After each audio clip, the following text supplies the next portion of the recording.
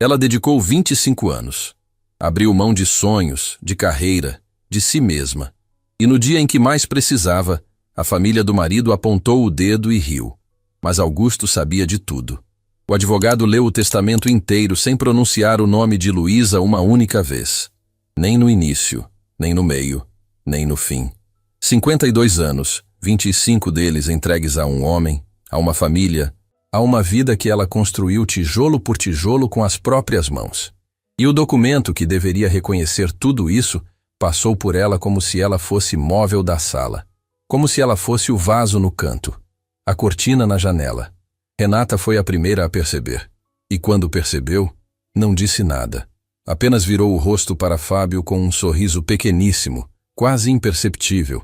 O tipo de sorriso que só existe quando alguém esperou por um momento durante anos e finalmente ele chegou. Fábio desviou o olhar, mas os ombros dele subiram. E isso disse tudo.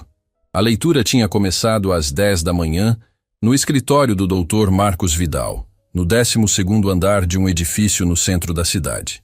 Sala de reuniões com mesa de carvalho escuro, cadeiras estofadas em couro, aquela frieza específica de ambientes onde decisões irreversíveis são tomadas com voz pausada e tom neutro. Luísa chegou antes de todos.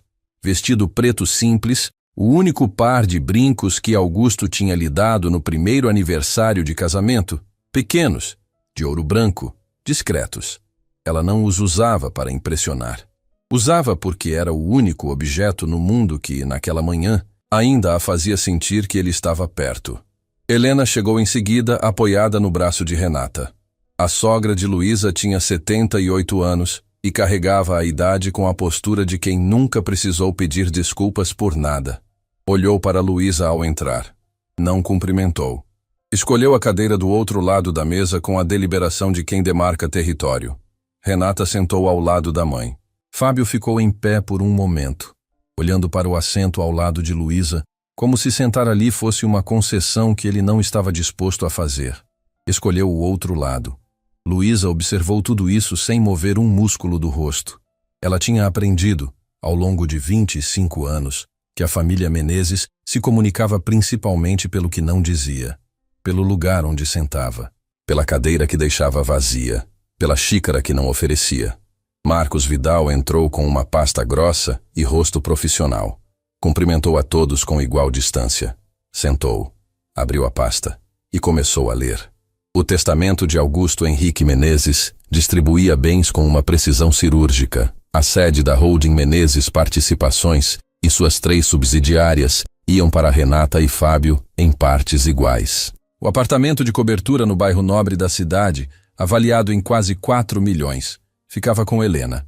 Uma reserva financeira considerável seria dividida entre os 2 filhos de Renata, os netos que Augusto mencionava nas cláusulas com nomes e valores específicos, cada nome chamado, cada valor detalhado. E Luísa ali ouvindo, esperando o momento em que a voz de Marcos Vidal pronunciaria o seu nome. Esse momento não veio. Quando Marcos fechou a pasta pela primeira vez, o silêncio na sala durou exatamente 4 segundos. Foi Renata quem os quebrou. Ele foi justo, ela disse. A voz calma, os olhos fixos na mesa. Sempre soube que Augusto era um homem justo. Aquelas 4 palavras. Ele foi justo. Luísa sentiu algo se mover dentro do peito. Não raiva. Não choro. Algo mais profundo, mais antigo. O tipo de dor que não encontra nome porque existe antes da linguagem. Helena assentiu devagar, como se a frase de Renata fosse a conclusão natural de uma história que ela sempre soube como terminaria. Fábio olhou para Luísa pela primeira vez, desde que entrara na sala. O olhar durou menos de 2 segundos, mas havia algo nele que Luísa reconheceu imediatamente. Alívio. Ele estava aliviado. Eles esperavam por isso. Todos os 3 tinham esperado por exatamente isso. Doutora Luísa, disse Marcos Vidal, e a voz dele cortou o ar da sala com uma neutralidade que parecia ensaiada. O Sr. Augusto não incluiu seu nome nas disposições principais do testamento. Ele pausou. Luísa não disse nada. Como cônjuge, continuou ele, a senhora tem direito à ameação dos bens adquiridos durante o casamento, conforme o regime de comunhão parcial. O inventário seguirá esse processo normalmente. O que significa na prática? Renata interveio, ainda com aquela voz calma, polida, o tipo de voz que esfaqueia com educação. Que Luísa recebe a parte legal. Nem mais, nem menos. Helena ergueu os olhos para a nora pela primeira vez. Não com hostilidade aberta, com algo pior, indiferença estudada. O olhar de quem já encerrou um capítulo antes de ele acabar. Augusto sempre foi metódico, disse a sogra, como se estivesse comentando o clima. Sabia separar o que era família do que era contrato. A última palavra pousou na mesa como uma pedra. Contrato. 25 anos de casamento. O apartamento que Luísa tinha reformado 2 vezes porque Augusto não suportava o antigo layout. As viagens de negócios em que ela ficava para receber os sócios, coordenar os jantares, cobrir as ausências dele com a competência silenciosa de quem nunca pede crédito. Os anos em que ela deixou de publicar artigos acadêmicos porque a agenda da empresa não comportava a agenda dela.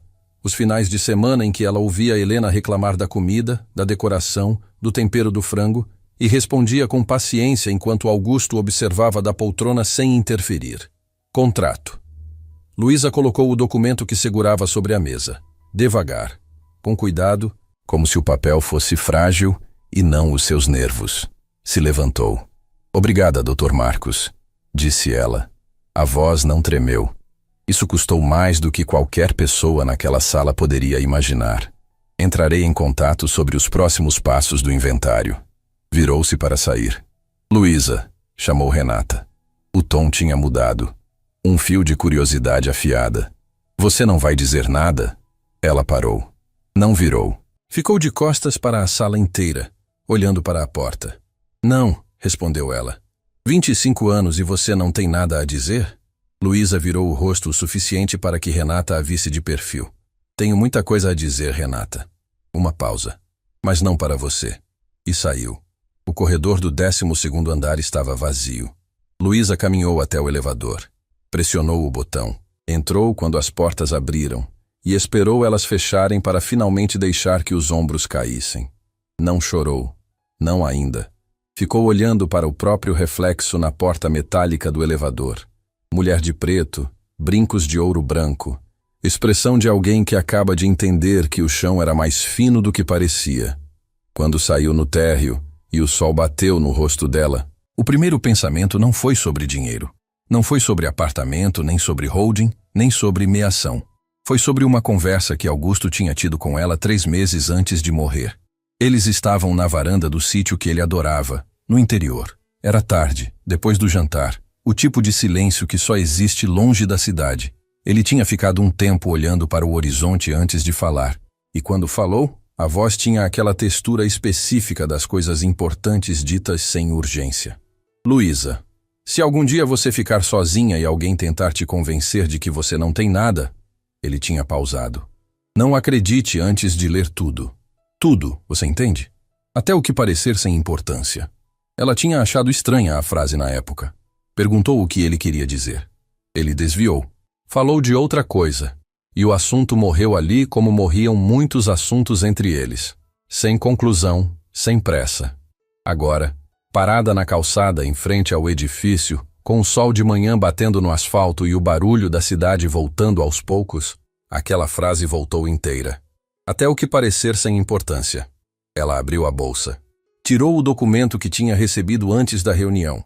Uma cópia do testamento que Marcos enviara por e-mail 2 dias antes, como protocolo. Tinha lido 3 vezes. Conhecia cada parágrafo. Mas havia uma linha no rodapé da última página que ela tinha passado os olhos sem parar. Uma linha pequena, em fonte menor, quase nota de rodapé. Instrumento complementar arquivado em cartório sob protocolo reservado. Acesso exclusivo mediante apresentação pessoal da beneficiária indicada. Beneficiária indicada. Sem nome, sem valor, sem explicação. Luísa leu a linha 2 vezes. 3. O coração bateu diferente. Não de esperança, ainda não. Mas daquele jeito específico em que o corpo sente que algo importante está prestes a mudar de forma. Ela dobrou o documento. Colocou de volta na bolsa. Levantou os olhos para a rua. E pela primeira vez naquela manhã, algo dentro dela ficou quieto. Não de derrota, de atenção. O que Luísa ainda não sabia era que, enquanto ela saía pela porta da frente do edifício, Renata estava no 12º andar fazendo uma ligação. Voz baixa, tom urgente. Ela saiu sem reação, disse Renata. Exatamente como imaginamos. Uma pausa. A resposta do outro lado não era audível. Não. Ela não perguntou nada sobre o protocolo reservado. Outra pausa. Perfeito, disse Renata. E desligou. Luísa não foi para casa. O apartamento onde viveu 25 anos com Augusto pertencia agora, segundo o testamento lido naquela manhã, ao inventário que a família controlaria. Entrar ali seria entrar num lugar que já não tinha o mesmo chão. Então, ela foi para o único lugar que ainda sentia como seu. O sítio no interior, a 2 horas da cidade, onde Augusto ia quando precisava pensar, e ela ia quando precisava respirar. Ela tinha a chave. Sempre tivera. E esse era um detalhe que Renata nunca esqueceu de mencionar nas reuniões de família, com aquele tom específico de quem registra uma injustiça, sem nunca nomeá-la diretamente. Dirigiu sozinha, mãos firmes no volante, olhos na estrada. O tipo de concentração que não é serenidade, é contenção. O corpo inteiro funcionando para não desabar antes da hora certa. O sítio estava fechado desde o velório. A porta de madeira rangeu no mesmo ponto de sempre quando ela abriu, e o cheiro de casa fechada a recebeu como uma memória que o nariz guarda antes da cabeça. Madeira, umidade leve, o rastro distante de um café que ninguém mais faria ali. Luísa ficou parada no batente por 3 segundos. Entrou, caminhou devagar pela sala, passou pela poltrona de couro de Augusto sem tocar, foi direto para o escritório nos fundos. A sala pequena, com estantes do chão ao teto, e a escrivaninha de carvalho que ele tinha comprado num leilão de antiquário e chamava de a mesa onde o mundo faz sentido. Ela tinha ouvido aquela frase centenas de vezes e sempre sorria. Agora entendia o peso dela de um jeito completamente diferente. Abriu a gaveta central. Canetas, bloco de notas, clipes. A gaveta da esquerda, contratos antigos, uma agenda de anos atrás. A gaveta da direita estava trancada. Em 25 anos, ela nunca tinha tentado abrir aquela gaveta. Não por falta de curiosidade, mas porque Augusto nunca a trancava quando ela estava por perto. E ela assumiu que guardava documentos de trabalho que não precisavam dela. Agora olhava para a pequena fechadura com a frase dele ecoando inteira, até o que parecer sem importância.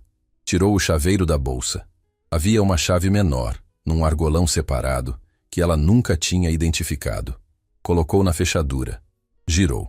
A gaveta abriu. Dentro havia um envelope pardo, grosso, com o nome dela escrito à mão na frente. Luísa, letra de Augusto. Ele pressionava demais o papel, como se quisesse que as palavras não saíssem nunca. As mãos dela pararam sobre o envelope por alguns segundos. Depois abriu, com o cuidado específico de quem sabe que o que está prestes a ler vai mudar alguma coisa que não tem volta. Dentro havia 2 documentos e uma carta manuscrita de 4 páginas.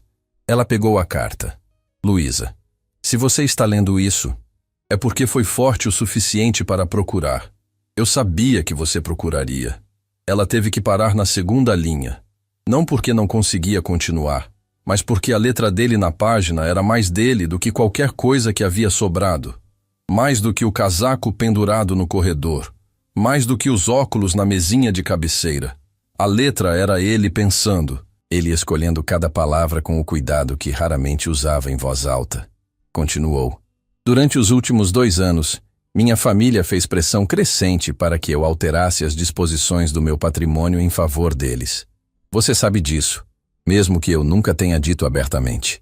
Vi nos seus olhos que você percebia cada reunião que eu encerrava quando você entrava na sala. Me envergonho de não ter sido mais claro, mas precisava que a proteção fosse invisível para funcionar. A página seguinte tinha uma única frase no topo, separada do resto como se Augusto soubesse que ela precisaria de espaço para respirar antes de continuar. O testamento lido hoje é real e é incompleto ao mesmo tempo. Luísa baixou o papel por um instante. Olhou para a parede. Voltou. Real porque cada disposição está registrada em cartório e é legalmente válida. Incompleto porque existe um segundo instrumento, arquivado separadamente sob protocolo reservado, acessível apenas mediante sua apresentação pessoal, que redefine tudo. Estruturei dessa forma de propósito. Se Renata ou Fábio soubessem da existência do segundo documento antes da leitura pública, teriam encontrado forma de contestá-lo enquanto eu ainda estava vivo para ver. O joelho direito de Luísa cedeu primeiro. Ela não escolheu sentar no chão. O chão simplesmente chegou antes que ela decidisse. Ficou com as costas na escrivaninha e a carta no colo, e leu o parágrafo seguinte 3 vezes porque o cérebro recusava processar de uma vez só. Há 3 anos, oferecia a Renata e Fábio uma antecipação de herança considerável em troca de um acordo formal de não interferência na gestão da holding. Os 2 assinaram, os 2 receberam, e os 2 acreditaram que tinham ganhado alguma coisa. O que assinaram na prática foi a própria impossibilidade de contestar o segundo documento. Marcos Vidal tem a cópia do acordo. Ele sabe de tudo. Ele é o único que sabe de tudo. Ela respirou fundo. 3 anos atrás. Aquele período em que Augusto ficou distante por semanas, distraído, explicando com problemas internos de gestão. Ela não tinha pressionado. Nunca pressionava. Agora sabia o que era. Ele tinha pago a própria família para garantir que não pudessem tirar o que era dela. E eles tinham aceitado. Tinham pego o dinheiro, acreditado que venceram, e passado 3 anos olhando para Luísa nas reuniões de família com aquele sorriso de superioridade, sem saber que o sorriso era construído sobre areia. A ironia tinha um peso físico.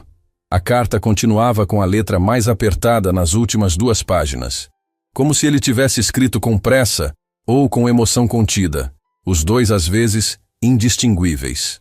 O segundo documento transfere para você o controle integral da Holding Menezes Participações e todas as subsidiárias, não como herdeira passiva, como gestora única com poderes irrestritos de administração e decisão. A equipe de diretores que está no lugar foi informada da sua existência em caráter confidencial. Eles estão prontos. Sei que você nunca quis os negócios, Luísa. O que você queria era que eu ficasse.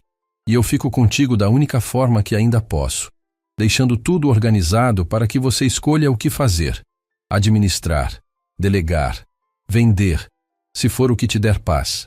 O que não pode acontecer é deixar que eles te convençam de que você não tem direito a nada. Esse foi o maior erro que cometi. Deixar que te tratassem como visita na própria casa, sem eu me levantar e dizer o suficiente. Por isso estou dizendo agora, do único jeito que me resta. A última linha da carta estava separada por um espaço maior que os outros. Como se Augusto soubesse que seria a linha que ela precisaria guardar. Você nunca foi visita, Luísa. Você era a casa. Ela não percebeu que estava chorando, até sentir a lágrima cair sobre o papel e precisar afastar a carta para não manchar a tinta. Ficou assim, com o choro silencioso que não tinha conseguido soltar na sala de reuniões, no corredor, no elevador, na calçada com o sol batendo. Aqui, no escritório pequeno onde Augusto dizia que o mundo fazia sentido, o choro saiu inteiro pela primeira vez desde que ele morreu. Não de dor só, de alguma coisa que a dor e a gratidão formam juntas quando aparecem ao mesmo tempo. Uma mistura que rasga e ampara no mesmo gesto. Quando parou, pegou os 2 documentos do envelope. O primeiro, cópia do protocolo reservado mencionado no rodapé do testamento.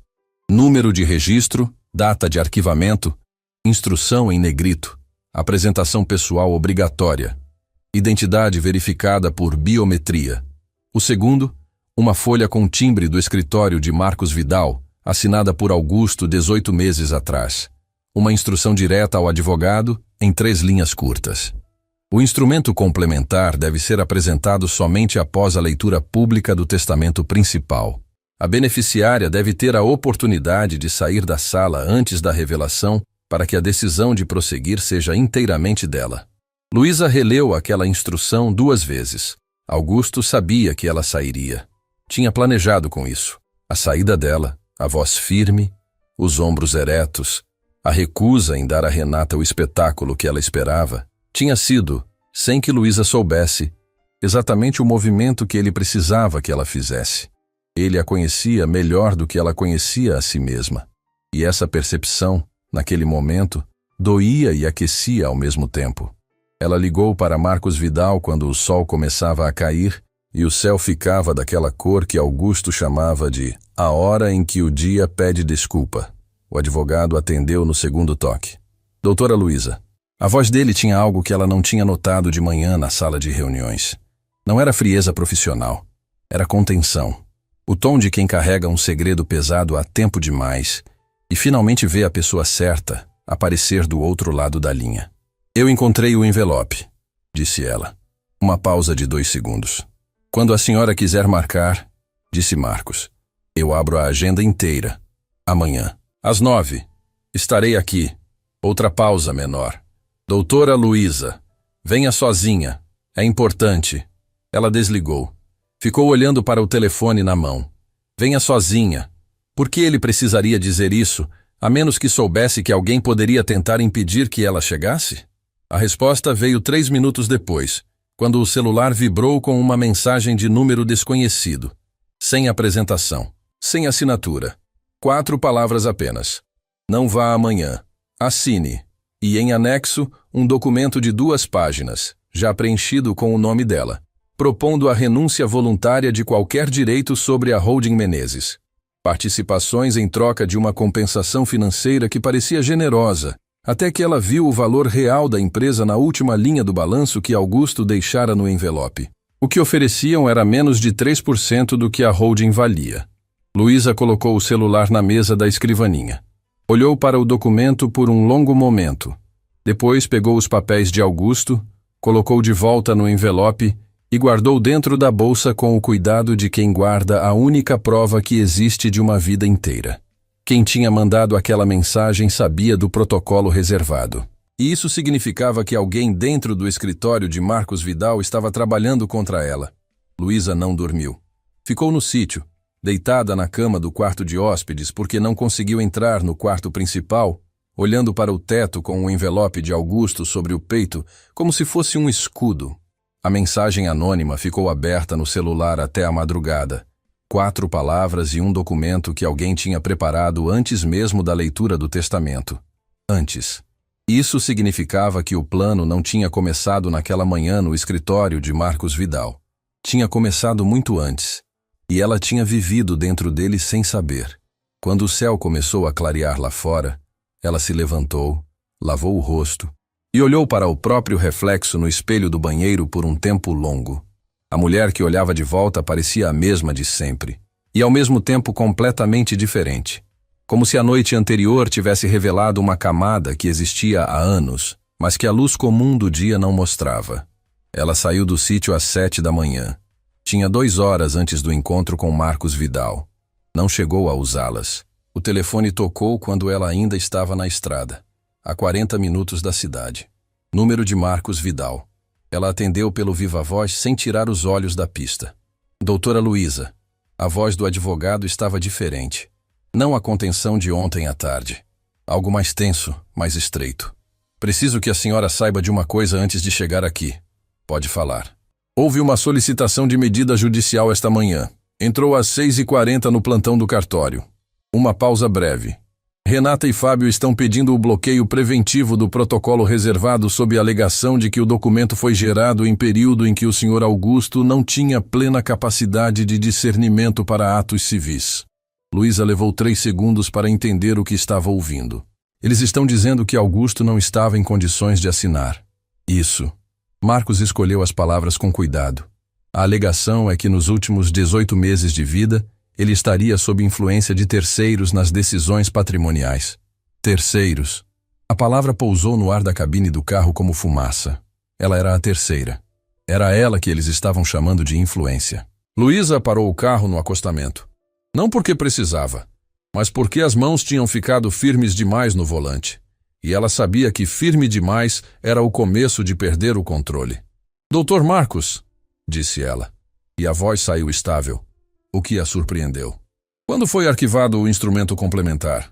18 meses atrás. Exatamente como consta na instrução que o Sr. Augusto deixou para a senhora. E o estado de saúde dele 18 meses atrás? Uma pausa. Pleno. Sem nenhuma restrição médica registrada. Ele assinou pessoalmente, com reconhecimento de firma e testemunhas presenciais. Outra pausa, menor. Mas isso não impede que a solicitação judicial atrase o acesso ao documento. O bloqueio preventivo pode ser concedido ainda hoje se o juiz de plantão avaliar que há fundamento suficiente para a investigação.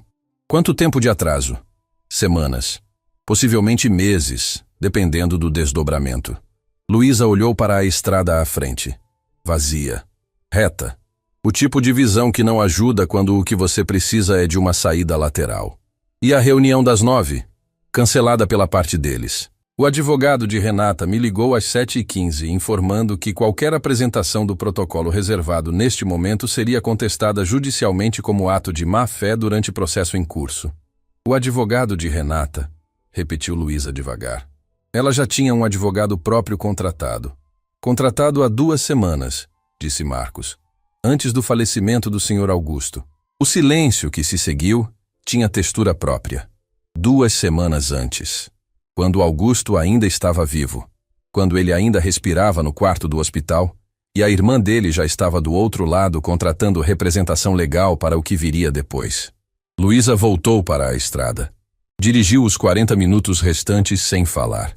Quando estacionou em frente ao edifício de Marcos Vidal e subiu, o advogado a recebeu na porta da sala com uma expressão que ela só tinha visto em pessoas que carregam más notícias e sabem que não há forma boa de entregá-las. Sentaram. Ele colocou uma pasta sobre a mesa. Preciso mostrar mais uma coisa, disse ele. E preciso que a senhora veja com calma. Abriu a pasta. Virou na direção dela. Era uma cópia de uma ata de reunião da Holding Menezes Participações. Data: 5 semanas atrás. 2 semanas antes da morte de Augusto. Luísa leu o cabeçalho, leu os presentes, sentiu o estômago virar. Renata e Fábio tinham convocado uma reunião de cotistas, sem Augusto, sem comunicação formal ao fundador. E nessa reunião, tinham aprovado uma alteração interna no estatuto da empresa, uma cláusula nova que estabelecia que, em caso de vacância da gestão principal, o controle transitório seria exercido pelos cotistas majoritários até decisão judicial definitiva. Cotistas majoritários. Com a antecipação de herança que receberam 3 anos atrás, cada um tinha uma cota simbólica. Juntos, somavam mais que Augusto individualmente nas disposições antigas, porque o segundo documento, o que mudava tudo, ainda não era público. Isso é válido? Perguntou Luísa. É contestável. Mas enquanto não for contestado formalmente, está em vigor. Marcos fechou a pasta. Desde ontem de manhã, após a leitura do testamento, Renata assumiu o controle operacional da holding como gestora interina. Luísa ficou olhando para a pasta fechada por um momento. Ela está dentro da empresa. Desde ontem à tarde. Eu soube esta manhã. Havia uma pergunta que Luísa precisava fazer e que tinha evitado desde a noite anterior. Agora não havia mais como contornar. Dr. Marcos, a mensagem que recebi ontem à noite, o documento de renúncia. Ela pausou. Alguém daqui sabia do protocolo reservado antes de ontem. O advogado não desviou o olhar. Esse detalhe ela registrou. Sim, disse ele. Há uma pessoa no meu escritório que teve acesso aos arquivos do Sr. Augusto durante o processo de inventário preliminar. Uma assistente que trabalha aqui há 3 anos. Ele pausou. Esta manhã ela não veio trabalhar. O celular dela está fora de área. Luísa sentiu o peso daquilo se instalar. Não era paranoia. Era um esquema construído em camadas. A reunião de cotistas 5 semanas atrás. O advogado de Renata contratado 2 semanas antes do fim. A assistente que vazou o protocolo. A mensagem anônima chegando horas depois da leitura. Cada peça no lugar certo. Cada movimento calculado. E no centro de tudo, uma mulher de preto que eles acreditavam ter deixado sem chão. Ela planejou isso enquanto Augusto ainda vivia, disse Luísa. Não como pergunta. Tudo indica que sim. Luísa ficou em silêncio por um momento. Depois perguntou algo que Marcos claramente não esperava. O sítio. Ele está no testamento público? O advogado abriu a pasta novamente. Virou algumas páginas. Não. O sítio não foi incluído nas disposições do testamento principal. Então a quem pertence agora? Marcos encontrou a linha que procurava. Ergueu os olhos para ela. Ao espólio, que está sob a administração do inventariante. Uma pausa. Renata entrou com um pedido de inventariança esta manhã também. Se o juiz deferir, ela terá administração sobre todos os bens não partilhados, incluindo o sítio. O sítio onde estava o envelope, onde estava a carta, onde ela tinha passado a noite. Luísa colocou a bolsa no colo. Sentiu o peso do envelope lá dentro.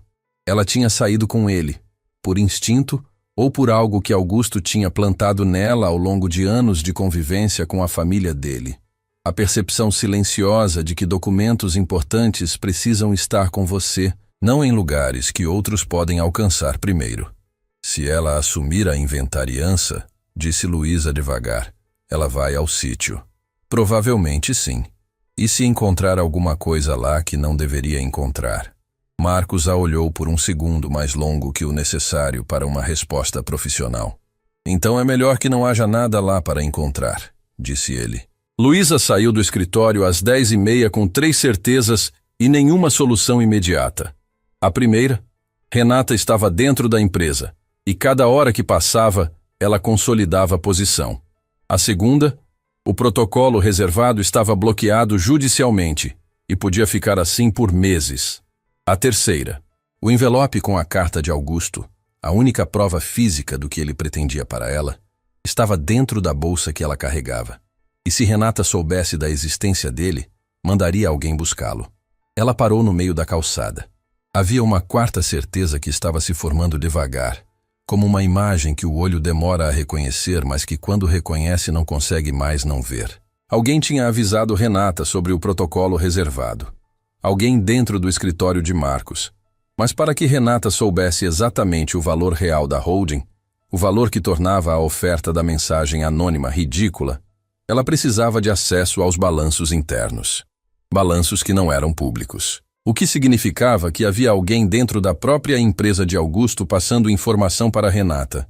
Alguém que ainda estava lá, que estava lá naquele momento, enquanto Renata assumia o controle operacional e Luísa ficava do lado de fora. O celular vibrou. Mensagem de Helena, a sogra que não a cumprimentara na sala de reuniões. A matriarca que tinha ouvido. Ele foi justo e assentido como quem fecha uma conta antiga. A mensagem tinha 2 linhas. Precisamos conversar. Não na presença de Renata. Você sabe onde me encontrar. Luísa ficou olhando para a tela. Helena nunca tinha mandado mensagem para ela. Em 25 anos, as comunicações entre as duas passavam sempre por Augusto, como se o contato direto fosse uma intimidade que nenhuma das duas havia solicitado. Agora a sogra pedia um encontro em segredo da própria filha. O que Helena sabia que Renata não podia saber? O endereço que Helena mandou não era a cobertura do bairro nobre que o testamento lhe destinara.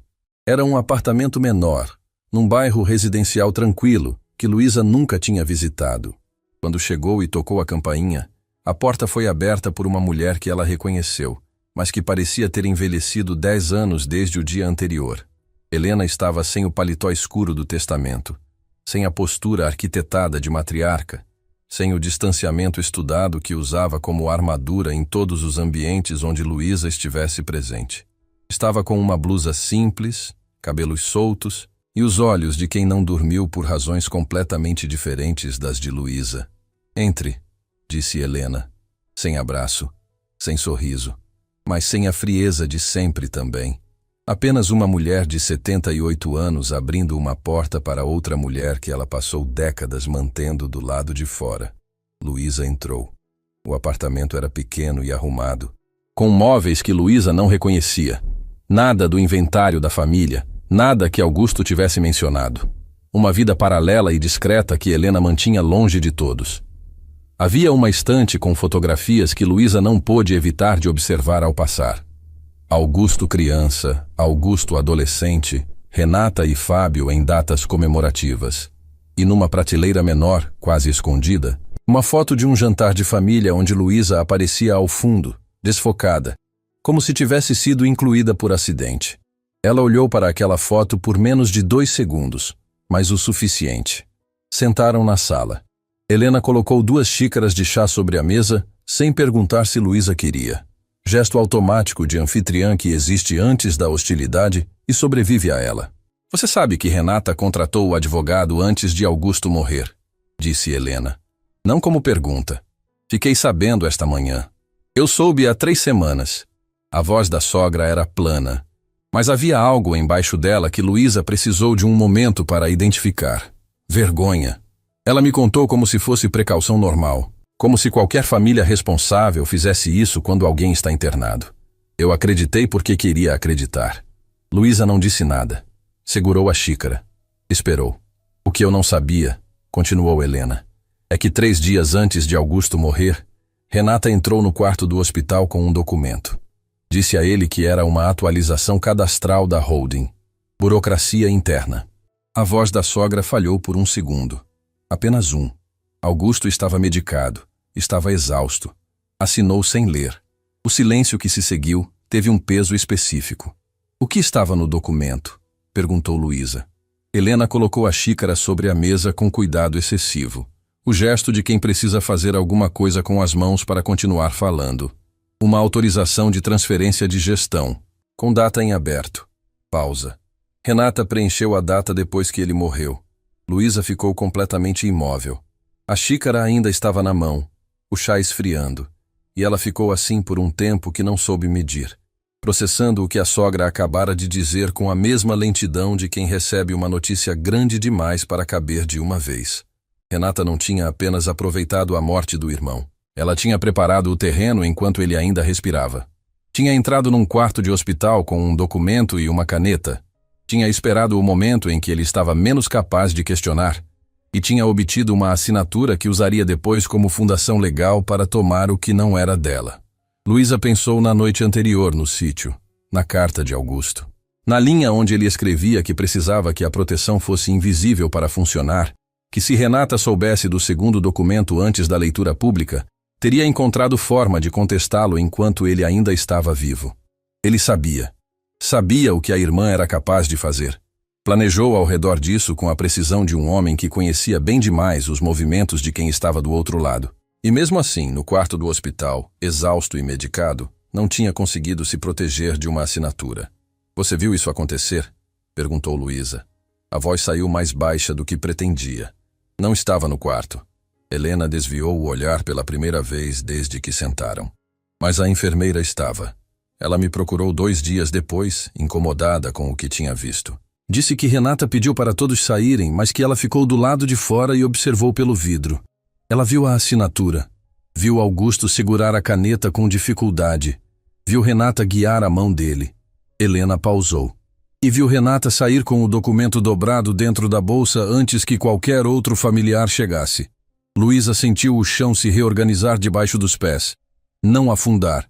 Reorganizar. Como quando uma informação muda não apenas o presente, mas a leitura de tudo o que veio antes. "Você tem contato com essa enfermeira?" "Tenho o nome. Tenho o número." Helena ergueu os olhos para Luísa.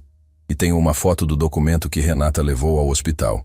Tirei do escritório dela quando ela não estava. Não sei se é suficiente, mas é o que existe." Luísa colocou a xícara sobre a mesa. Havia uma escolha se formando naquele apartamento pequeno e arrumado, e ela tinha contornos morais que não eram simples. Se usasse o que Helena tinha, exporia a sogra, uma mulher de 78 anos que tinha vivido a vida inteira dentro da sombra da própria filha e que agora, talvez tarde demais, estava tentando fazer a coisa certa. Isso teria um custo para Helena que Luísa não tinha o direito de ignorar. Mas se não usasse, Renata continuaria consolidando o controle da empresa que Augusto tinha construído ao longo de 30 anos. Continuaria com a autorização de transferência de gestão como escudo legal, e o protocolo reservado, o documento que mudava tudo, ficaria bloqueado judicialmente enquanto Renata operava livremente por dentro. "Helena", disse Luísa devagar, "se isso vier a público, Renata vai saber que foi você." A sogra não piscou. "Eu sei. Ela é sua filha." "Eu sei disso também." Uma pausa longa. "Augusto era meu filho." E ela entrou no quarto dele com um documento enquanto ele mal conseguia manter os olhos abertos. A voz não tremeu, mas os dedos de Helena fecharam sobre a xícara com uma pressão que revelou o que a voz escondia. "Eu fiquei calada quando deveria ter falado por anos. Fiquei calada quando Renata dizia coisas sobre você nas reuniões de família. Fiquei calada quando Fábio ria e eu sabia que não tinha graça. Fiquei calada em jantares, em aniversários, em cada vez que você entrava numa sala e eu via o jeito que te tratavam e não disse nada. Pausa. Não vou ficar calada nisso. Luísa olhou para a sogra por um longo momento. Havia algo que ela precisava dizer e que custava de forma diferente das outras palavras. Por que agora, Helena? A pergunta saiu sem dureza, mas também sem suavidade, direta como a situação exigia. Por que não antes? A sogra ficou em silêncio por alguns segundos. Olhou para as próprias mãos. Porque antes eu ainda conseguia me convencer de que Renata apenas era assim, que era o jeito dela, que todo mundo tem seus defeitos e que família se mantém unida apesar deles. Uma pausa. Mas entrar no quarto de um filho que está morrendo com um documento na bolsa não é defeito, Luísa. É outra coisa. E quando eu entendi o que era, não consegui mais fingir que não entendia. Em 25 anos, Helena nunca tinha sido aliada.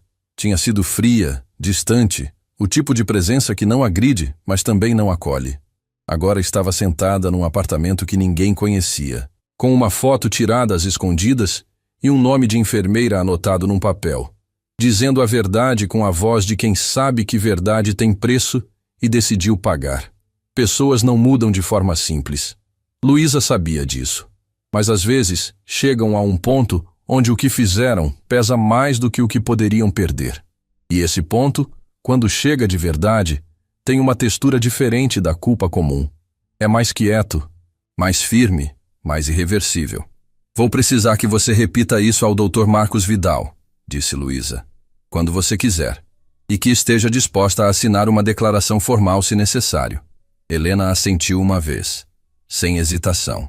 Luísa saiu do apartamento 40 minutos depois com o número da enfermeira, o nome completo dela, e a foto do documento tirada em baixa resolução, mas legível o suficiente para mostrar o cabeçalho, a assinatura de Augusto e a linha de data, visivelmente preenchida com tinta diferente do resto do documento.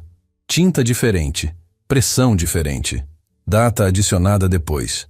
Era o tipo de detalhe que um perito grafotécnico identificaria em minutos. Ela caminhou até o carro, colocou tudo no banco do passageiro ao lado da bolsa com um envelope de Augusto e ficou com as mãos no volante sem ligar o motor por um momento. O que tinha nas mãos era suficiente para contestar a autorização de gestão que Renata usava como base. Era suficiente para abrir uma investigação sobre o documento hospitalar. Era potencialmente suficiente para mudar o curso de tudo. Mas para usar, precisava se mover rápido, porque Renata estava dentro da empresa, consolidando posição a cada hora, e quando percebesse que Helena tinha falado, e perceberia mais cedo ou mais tarde, agiria para neutralizar qualquer testemunho antes que chegasse a um cartório ou a um tribunal. O celular tocou. Marcos Vidal. Doutora Luísa. O pedido de inventariança foi deferido. A voz do advogado tinha a secura de quem entrega resultados ruins com frequência suficiente para não tentar suavizá-los. Renata tem administração legal sobre o espólio a partir de agora, incluindo o sítio. Já esperava, disse Luísa. Há mais. O advogado dela entrou com um segundo pedido esta tarde. Estão solicitando a exibição de todos os documentos pessoais de Augusto que possam estar em posse de terceiros, incluindo o cônjuge. Uma pausa. Se a senhora tiver alguma correspondência, algum documento manuscrito, qualquer coisa que pertença formalmente ao espólio... Dr. Marcos. Sim. O que está em posse de terceiros e o que pertence ao espólio são coisas que um juiz vai precisar distinguir com cuidado. Ela pausou. Uma carta endereçada a mim, com meu nome escrito pela mão do meu marido, entregue a mim por instrução dele. Isso é correspondência pessoal ou bem do espólio? Um silêncio breve. É uma questão juridicamente relevante, disse Marcos. E havia algo na voz dele que ela começou a reconhecer como o jeito específico que ele tinha de dizer: você está no caminho certo sem dizê-lo diretamente. Uma questão que eu precisaria analisar com atenção antes de responder oficialmente. Analise, disse ela. E depois me ligue. Desligou. Estava escurecendo quando ela passou em frente ao edifício da Holding Menezes Participações no caminho de volta. 16 andares, fachada de vidro escuro, o nome do marido em letras cromadas na entrada, O nome que ele tinha escolhido, porque dizia que um sobrenome numa placa era a única vaidade que ele se permitia. Havia luz em vários andares. Expediente normal. Funcionários que não sabiam ainda o que estava acontecendo nos bastidores, ou que sabiam e estavam esperando para ver de que lado o vento virava. No 14º andar, o andar da diretoria, havia uma janela acesa que Luísa reconheceu. A sala de Augusto. Renata estava lá. Luísa olhou para aquela janela por alguns segundos do banco do carro. Havia algo perturbador e ao mesmo tempo clarificador naquela imagem. A irmã sentada na cadeira do irmão, no escritório do irmão, usando o nome do irmão como degrau. E lá embaixo, na rua, a mulher que ele tinha amado e protegido em silêncio, olhando para cima com as provas na bolsa e a decisão ainda por fazer. Depois olhou para a bolsa no banco ao lado, para o envelope, para o número da enfermeira anotado no papel, para a foto do documento com a tinta diferente na linha da data. Havia uma frase que Augusto dizia quando algum problema de gestão parecia grande demais para resolver rápido. Ele falava com aquela calma específica de quem construiu uma empresa do zero e aprendeu que pânico é o inimigo mais caro que existe. Quem se move primeiro com a peça certa ganha. Quem se move primeiro com a peça errada perde tudo de uma vez. Luísa ligou o motor. Ela tinha a peça. Precisava da jogada certa. E tinha até a manhã seguinte para decidir qual era. Luísa chegou em casa às 8 da noite. Não o sítio, o apartamento. O lugar que o testamento público colocara no inventário e que Renata, como inventariante, agora administrava legalmente. Ela entrou com a chave que ainda tinha. Por quanto tempo mais teria, não sabia. E ficou parada no corredor escuro por um momento antes de acender a luz. Tudo estava no lugar. O quadro que ela escolhera para a parede da entrada. O tapete que Augusto detestava, mas tolerava porque ela gostava. A mesa de jantar onde eles tinham comido em silêncio confortável durante anos. O tipo de silêncio que só existe entre pessoas que não precisam preencher o ar para provar que estão bem. Estava tudo no lugar, e ele não estava em lugar nenhum. Ela colocou a bolsa na cadeira, foi até a cozinha, abriu a geladeira, fechou sem pegar nada. Voltou para a sala. Sentou no sofá com o envelope de Augusto no colo e o celular na mão, e ficou assim, na meia luz da luminária que ele nunca deixava apagada depois das 6, porque dizia que casa escura parece casa abandonada. Às 8h42, o celular tocou. Número desconhecido. Diferente do que havia mandado a mensagem na noite anterior. Ela atendeu. A voz do outro lado era masculina, calma, com a cadência específica de quem foi treinado para dar más notícias sem entonação. Doutora Luísa Carvalho? Sim. Meu nome é Dr. Renato Sampaio. Sou o advogado responsável pelo processo de inventário aberto pela senhora Renata Menezes. Uma pausa de exatamente 1 segundo, o tipo calculado. Ligo para informar formalmente que, em virtude do deferimento da inventariança, a senhora Renata solicitou ao juízo uma medida de arrolamento de bens imóveis e móveis que compõem o espólio. Isso inclui o imóvel onde a senhora reside atualmente. Luísa não disse nada. A senhora tem prazo de 72 horas para apresentar um inventário dos bens pessoais que se encontram no imóvel, discriminando o que é de propriedade exclusiva da senhora e o que pertence ao espólio. Caso não haja apresentação dentro do prazo, o juízo poderá determinar uma vistoria acompanhada por oficial de justiça. Entendido, disse ela. Há mais uma informação. A voz do advogado não mudou de tom, o que tornava o que veio a seguir ainda mais pesado. Foi apresentada esta tarde uma contestação formal à qualidade de cônjuge da senhora no âmbito do inventário. Luísa ficou imóvel. Contestação de quê, exatamente? A parte alega que o casamento entre a senhora e o senhor Augusto Menezes foi celebrado sob circunstâncias que configuram vício de consentimento, e que documentos encontrados no arquivo pessoal do falecido sugerem que a senhora tinha conhecimento prévio do patrimônio do senhor Augusto antes do casamento, o que, segundo a alegação, caracterizaria a intenção patrimonial na constituição da união. Uma pausa. Em termos práticos, estão pedindo a revisão do regime de bens com efeito retroativo. O silêncio do apartamento ficou diferente, mais espesso. Estão contestando o casamento, disse Luísa.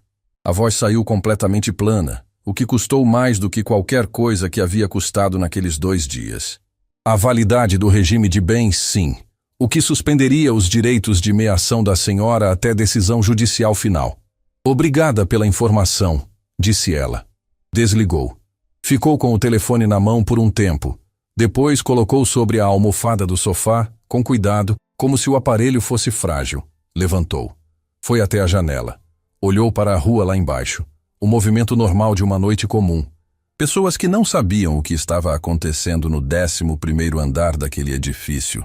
Vidas que continuavam no ritmo de sempre enquanto a dela estava sendo desmontada peça por peça com linguagem jurídica e tom neutro. Eles estavam contestando o casamento. 25 anos. A cerimônia pequena que Augusto tinha insistido em fazer porque dizia que festa grande era para quem precisava de testemunha, não para quem sabia o que sentia. Os dois juntos na mesa de cartório com 2 testemunhas e um juiz de paz, ela com um vestido simples que ainda guardava no fundo do guarda-roupa, ele com o terno que usava para reuniões importantes porque para ele aquilo era a reunião mais importante que existia. Estavam chamando isso de intenção patrimonial. Ligou para Marcos Vidal às 9 da noite. Ele atendeu no primeiro toque, o que significava que estava esperando. Eu já sei, disse ele antes que ela falasse.